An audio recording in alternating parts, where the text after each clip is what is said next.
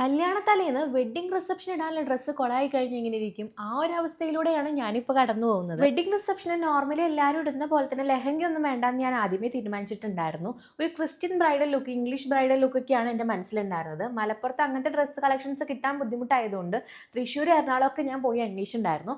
അവസാനം തൃശ്ശൂരുള്ളൊരു ഷോപ്പിൽ നിന്നാണ് ഞാനത് ഡിസൈൻ ചെയ്യിപ്പിച്ചിട്ടുണ്ടായിരുന്നത്. ഓൾറെഡി അതിൻ്റെ ഡെലിവറി ഉണ്ടായിരുന്നത് ഓഗസ്റ്റ് 20-നാണ്. പക്ഷെ അവരെ കാരണം കൊണ്ട് തന്നെ ഓഗസ്റ്റ് 22-ലോട്ട് മാറ്റി. അങ്ങനെ 22-ാം തീയതി നമ്മൾ ഷോപ്പിലോട്ട് ട്രയൽ ചെയ്യാൻ പോയപ്പോൾ എനിക്ക് ഭയങ്കര ടൈറ്റ്, കൊള്ളുന്നേ ഉണ്ടായിരുന്നില്ല. പിന്നെ എങ്ങനെയൊക്കെ ഇട്ടതാണ്. അങ്ങനെ അവർ പിറ്റേ ദിവസം രാവിലേക്ക് റെഡിയാക്കി തരാമെന്ന് പറഞ്ഞു. പക്ഷെ നമുക്ക് രാവിലേക്ക് അത് കിട്ടിയില്ല കേട്ടോ.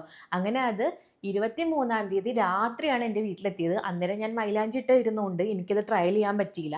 അങ്ങനെ പിറ്റേ ദിവസം രാവിലെ 24-ാം തീയതി ഞാൻ ട്രയൽ ചെയ്തപ്പോൾ ഭയങ്കര ലൂസ്. അതെന്തായാലും ഫംഗ്ഷൻ ഇടാൻ പറ്റില്ല. അപ്പോൾ അവർ അന്ന് തന്നെ റെഡിയാക്കി തരാമെന്ന് പറഞ്ഞു. അങ്ങനെ എൻ്റെ ഇവിടുത്തെ പുടവ കൊടുക്കലും ചടങ്ങൊക്കെ കഴിഞ്ഞ് ഞാൻ ഗോൾഡൻ കപ്പിൽ നിന്ന് ജ്വല്ലറി കളക്ട് ചെയ്ത് വരുന്ന സമയത്ത് അവർ പറഞ്ഞു ഞങ്ങൾ നാളെ തരാമെന്നുള്ളത്. പക്ഷെ നാളെയാണ് എൻ്റെ കല്യാണം. നാളെ ഇത് കൊണ്ടുവരുമ്പോൾ സെയിം ഇതുപോലെ ലൂസോ ടൈറ്റോ ആണെന്നുണ്ടെങ്കിൽ ഞാൻ ആ ഒരു സമയത്ത് എന്ത് ചെയ്യും? എനിക്ക് അത്രയും റിസ്ക് എടുക്കാൻ പറ്റാത്തതുകൊണ്ട് അപ്പോഴേക്കെപ്പോഴും ഇത് ക്യാൻസലാക്കി കേട്ടോ. അവർ കുറച്ച് ദിവസം എടുത്താലും എനിക്ക് റീഫണ്ട് തരികയും ചെയ്തു. നല്ല രീതിയിലാണ് പെരുമാറിയിട്ടുണ്ടായിരുന്നത്.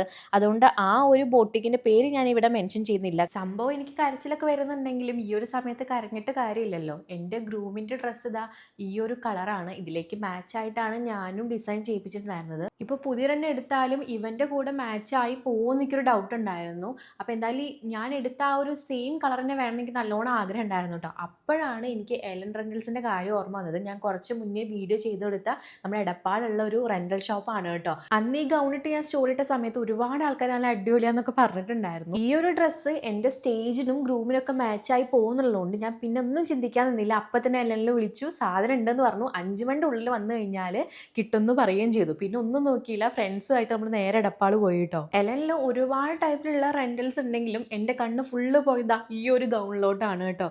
അപ്പോഴാണ് എനിക്കൊരു ആശ്വാസമായത്. അങ്ങനെ പെട്ടെന്ന് തന്നെ സ്റ്റാഫും കാര്യങ്ങളൊക്കെ വന്ന് എൻ്റെ അളവെടുത്തിട്ട് എനിക്ക് സ്റ്റിച്ച് ചെയ്ത് തന്നു. ഏകദേശം അരമണിക്കൂറിനുള്ളിൽ തന്നെ സെറ്റായി കേട്ടോ.